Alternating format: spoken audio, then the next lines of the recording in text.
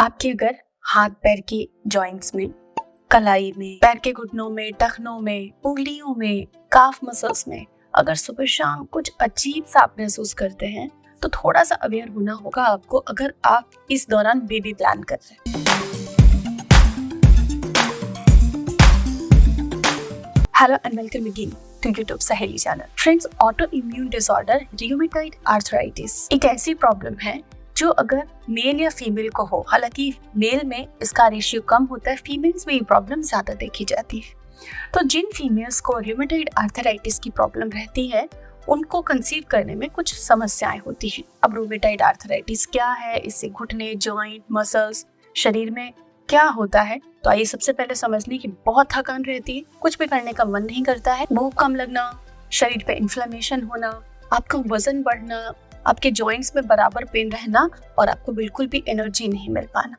तो इसमें होता क्या है, अब हम क्लिनिकली बात करते हैं। ये तो हमने सिम्टम समझे, लक्षण देखे, अब हम क्लिनिकली चीजों को समझते हैं कि इसमें क्या होता है। तो रियूमेटॉइड आर्थराइटिस एक ऑटो इम्यून डिसऑर्डर है। डिसऑर्डर यानी कि बॉडी में कुछ विकृत क्रियाएं ऐसी हो रही हैं जिससे ये डिसऑर्डर पैदा हुआ है। तो इसमें क्या होता है कि जो हमारी बॉडी का प्रतिरक्षा तंत्र है, जो इम्यूनिटी है, वो कंफ्यूज होकर हमारी ही बॉडी के सेल्स को, टिश्यूज को नुकसान पहुंचाने लगती है, डिके करने लग जाती है, उनको नष्ट करने लग जाती है। इसको आत्मघाती कहते हैं, सेल्फ डिस्ट्रक्टिव मैकेनिज्म समझना चाहिए।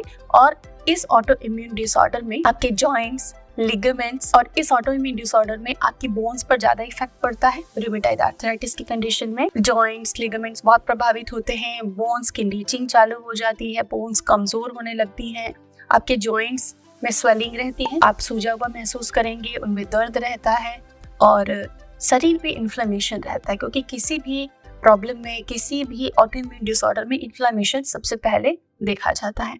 तो ऐसे में डेफिनेटली रियूमेटॉइड आर्थराइटिस अगर आपको है, आप जानती थी पहले से कि मुझे है, या किसी पुरुष को भी हो सकता है, पुरुषों में भी स्पर्म क्वालिटी खराब हो जाती है इसी कंडीशन में। तो अगर आपको पता था कि रियूमेटॉइड आर्थराइटिस है, आप दवाएं ले रहे हैं, तो वीडियो को आगे तक देखें। और अगर आपको अभी पता चला, इस वीडियो को देखने से समझ में आया कि हो सकता है कि मुझे रियूमेटॉइड आर्थराइटिस हो, तो प्रॉपर इसकी जांच करवाएं। एक ब्लड टेस्ट होगा जिससे कि आपके डॉक्टर स्कैन करके आपको बताएंगे कि आपको क्या प्रॉब्लम है एग्जैक्टली। तो इसमें कुछ सप्लीमेंट और कुछ दवाएं दी जाती हैं। अब प्रॉब्लम यही है, रियूमेटॉइड आर्थराइटिस को ठीक किए बिना कंसीव करना पॉसिबल नहीं है, और रियूमेटॉइड आर्थराइटिस में जो दवाएं दी जाती हैं उनको लेकर कंसीव करना पॉसिबल नहीं है। पेशेंट्स यहीं पर कंफ्यूज हो जाते हैं कि मैं क्या करूं, और इसका वॉश आउट पीरियड लगभग 2 साल का होता है कि 2 साल पहले दवाएं बंद कर देनी चाहिए, हालांकि इससे कम भी हो सकता है ये। कि अब ऐसे कंडीशन में क्या करना है, तो मैं आज आपको कुछ डाइट के आइडियाज बताऊंगी जिससे बहुत आसानी से डे टू डे का जो दर्द आप झेलती हैं, जो लिथार्जी शरीर के अंदर रहती है, जो कमजोरी, जो फटीग रहता है, जो इन्फ्लेमेशन होता है, उसको आप ठीक कर सकती है बिल्कुल नेचुरल तरीके से, क्योंकि इसका सोल्यूशन मेडिकल साइंस में है ही नहीं। सिम्टोमेटिकली डील किया जाता है, पेन है, इन्फ्लेमेशन है, इन्फ्लेमेशन और पेन की दवा दे दी जाती है, इस तरीके से कुछ सप्लीमेंट दे दिए जाते हैं, लेकिन रूट से इस प्रॉब्लम को नहीं ठीक कर सकते। तो आपका खान पान आप बदल लीजिए। साथ ही कुछ आयुर्वेदिक आइडियाज है जो कि फुल प्रूफ है, 100% है कारगर इस पे, जो कि रूट पर काम करते हैं इस प्रॉब्लम की, वो भी आपको बताऊंगी। ये हम देख रहे हैं कि लाखों लोग हमें रोज देखते हैं लेकिन सब्सक्राइब नहीं कर रहे हैं चैनल को। तो अगर आप इस वीडियो को देख रहे हैं, आपकी प्रॉब्लम से जुड़े जानकारी इस चैनल पर है, तो चैनल को जरूर सब्सक्राइब कीजिए और नोटिफिकेशन का भी बेल दबा दें, जिससे आप तक ये जानकारियां हर दिन पहुंचती रहेंगी। हमने रियूमेटॉइड आर्थराइटिस के सिम्टम्स को जान लिया और उसके रीजंस को समझ लिया। अब हम बात करते हैं टिप्स की, लाइफ स्टाइल हैक्स की, कि किन आइडियाज को हमको फॉलो करना चाहिए। तो सबसे पहले, अगर परिस्थिति, आपके शरीर की हालत बहुत ज्यादा खराब है, तो आपको मेडिकेशन कुछ समय लेना होगा। डॉक्टर आपको यही सजेस्ट करेंगे, तो आप उन्हें जरूर बताएं कि आप बेबी प्लानिंग भी कर रहे हैं साथ में, ताकि कंपैरेटिवली सेफ मेडिकेशन आपको दी जा सके। हालांकि ये क्लियर है कि रियूमेटॉइड आर्थराइटिस की कंडीशन में कंसीव करने के लिए दवाओं को बंद करना ही होता है। तो ऐसे में हर कोई नेचुरल आइडिया ढूंढता है, इंटरनेट पर ढूंढेगा नेचुरल आइडियाज क्या है, क्या हम रूटीन में ऐसी कोई मैजिकल चीज खाएं, मैजिकल उपाय करें जिससे कि रियूमेटॉइड आर्थराइटिस खत्म हो जाए। तो क्या ऐसा आइडिया है? ये कोई भ्रम नहीं है, ये कोई लोक लुभावनी बात नहीं है, ये सच है जो कि आयुर्वेदा में, वो मैं आपके लिए लेकर आई हूँ। तो सबसे पहले समझना है कि आयुर्वेद क्या कहता है आयुर्वेद ये कहता है कि रूमेटॉइड आर्थराइटिस की कंडीशन में आमा जो विष होता है, विष को आयुर्वेद की भाषा में आमा कहा जाता है, तो वो टॉक्सिन्स, आमा यानी टॉक्सिन्स, वो आपके बॉडी में जमा हो जाते हैं, अक्यूमुलेट हो जाते हैं और वो रोग उत्पन्न करते हैं। तो सबसे पहले उसे हमें बॉडी से निकालना है। तो उसको निकालने के लिए आयुर्वेद एक जबरदस्त चीज बताता है और वो है त्रिफला। त्रिफला में 3 औषधियां होती हैं, आंवला, हर और बहेड़ा। अगर आप त्रिफला का जूस लेते हैं तो ध्यान से लें, सही जगह से लें, ऑर्गेनिक हो, शुद्ध हो, क्वालिटी अच्छी हो उसकी। अदरवाइज ये तीनों हर्ब्स लाइन 1:1 में एक के अनुपात में इसको ग्राइंड कर लें, कूट लें, पाउडर बना लें, छान के स्टोर कर लें। तो जूस है तो आप डायरेक्टली यूज कर सकते हो, पाउडर है तो रात को आपको 1 चम्मच 1 ग्लास पानी में भिगोना रहेगा, अगली सुबह उसको छलनी से छान कर आप पी सकते हैं। सुबह खाली पेट इस जूस को पी, शाम को भी 1 चम्मच जूस 10 ml के लगभग आप यूज करें। 1 चम्मच पाउडर लें अगर पाउडर ले रहे हैं। तो इस तरीके से आपको त्रिफला का सेवन करना है, 3 से 6 महीने करना है, क्योंकि टॉक्सिन धीरे धीरे करके बाहर निकलते हैं। 1 महीने तक धीरे धीरे आपको पता चलेगा, हल्का फुल्का फायदा मिलेगा, लेकिन नियमित अगर इसको आप करते रहे तो 3 से 6 महीने में आप खुद को काफी एनर्जेटिक महसूस करने लग जाएंगे। तो त्रिफला आपको रोज यूज करना है। त्रिफला बहुत ही सेफ है, किसी भी कंडीशन में आप त्रिफला यूज कर सकते हैं। ये बॉडी के टॉक्सिन्स को दूर करता है और इवन त्रिफला से आपकी फर्टिलिटी पर भी पॉजिटिव असर पड़ता है, इससे कोई नेगेटिव इफेक्ट नहीं पड़ता।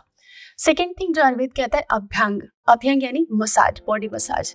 इन्फ्लेमेशन है तो इसमें बॉडी मसाज हेल्पफुल होगी। तो इवन नाभि से नीचे के शरीर के तिल के तेल से, कैस्टर ऑयल से, एक्स्ट्रा वर्जिन ऑलिव ऑयल से आपको मसाज करनी चाहिए। 2 तेलों को मिक्स करके भी किया जा सकता है। आप मसाज जरूर करें, तेल को हल्का गुनगुना करके। मसाज लेने से बहुत आराम मिलता है। तीसरी जो चीज आपको करनी है, रात को कोई भी वार्म ऑयल जैसे कि ऑलिव ऑयल है या कैस्टर ऑयल है, तिल का तेल है, जो कि इजी रहे उस टाइम यूज करना, इतना गाढ़ा ना हो कि आप उसको गुनगुना करने में फिर उसको स्किप कर दें, आलस आ जाए। आपको एक ऑयल ने बेड साइड रखना है डेली, एंड सोने से पहले नेवल ऑयलिंग करनी है विदाउट स्किप। रेगुलर करना है, इसका कोई टाइम लिमिट नहीं है, आप इसे करते रहें, नियमित इसे आपको करना है। ये तो कुछ लाइफस्टाइल की बातें हुई। एक्सरसाइज जितना आप कर सकते वो पर्सन टू पर्सन डिपेंड करेगा कि किसकी इन्फ्लेमेशन, फटीग और बॉडी कंडीशन कितनी है। वॉक करें, थोड़ी योगा करें, जितनी आप एक्सरसाइज कर सकते हैं बॉडी अलाउ करती है। आप धीरे धीरे वर्कआउट करना चालू करें। योगा करने से आप थकेंगे नहीं, आपका स्टैमिना बढ़ेगा, आपका एनर्जी लेवल बढ़ेगा। तो थोड़ा वर्कआउट शुरू कर दीजिए, स्टे मोटिवेटेड। इसके अलावा अब खाने की बात करेंगे कि आपको क्या चाय पीनी है। तो चाय में सबसे पावरफुल जो टी है वो है आपके घर में बैठे बिल्कुल फ्री में, यूं ही कहेंगे बिल्कुल फ्री में 1 चुटकी अजवाइन लेना है और 1 चुटकी या 2 चुटकी सौंठ या ग्रेटेड अदरक लेना है और 1 चुटकी हल्दी। इसको बॉईल करके इसकी चाय पीनी है। अगर कई बार आपको लगे कि हल्दी से आपको प्रॉब्लम है, क्योंकि हल्दी बहुत ज्यादा हम नहीं ले रहे हैं, लेकिन हल्दी के रेगुलर यूजेस हमें नहीं करने चाहिए, तो आप कभी कभी इस कॉम्बिनेशन में से हल्दी को हटा सकते हैं। अजवाइन अदरक को आप रेगुलर इस मात्रा में, एकदम थोड़ी मात्रा में यूज कर सकते हैं। 1 कप की मात्रा मैंने बताई है। अब इसको बॉईल कर लें, छान लीजिए और कप में जब डाल लें तब 1 चम्मच, आधा चम्मच स्वाद मुताबिक हनी इसके अंदर ऐड कीजिए। और ये चाय 2 बार 3 बार आप ले सकते हैं। खाना खाने के बाद भी ले सकते हैं, सुबह उठकर भी ले सकते हैं। इससे इन्फ्लेमेशन कम होगा। जो शरीर पर सूजन है, जो फुलावट है, जो ब्लोटिंग है, वो कम होने लग जाएगी। तो अजवाइन अदरक टॉनिक है हमारी रसोई के आर्थराइटिस की कंडीशन में। इसके अलावा एंटी इन्फ्लेमेटरी डाइट हम देते हैं पेशेंट्स को ऐसी कंडीशन में। तो एंटी इन्फ्लेमेटरी डाइट का सीक्रेट क्या है वो मैं आपको बता दूंगी, ताकि आप घर पे यूज कर सकें। एंटी इन्फ्लेमेटरी डाइट में फ्रूट्स एंड वेजिटेबल्स हम ज्यादा यूज करते हैं। हम इसमें प्रोसेस्ड चीजें कट कर देते हैं, टोटली होल ग्रेन्स यूज करते हैं।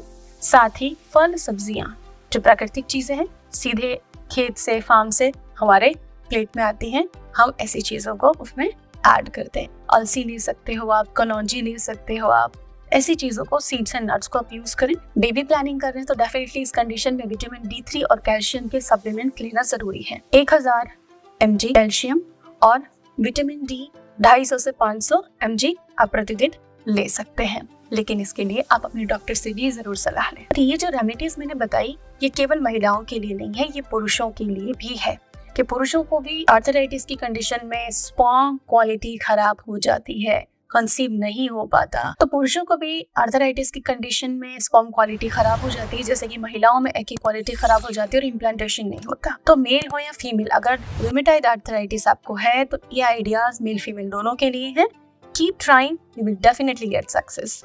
Thanks for watching.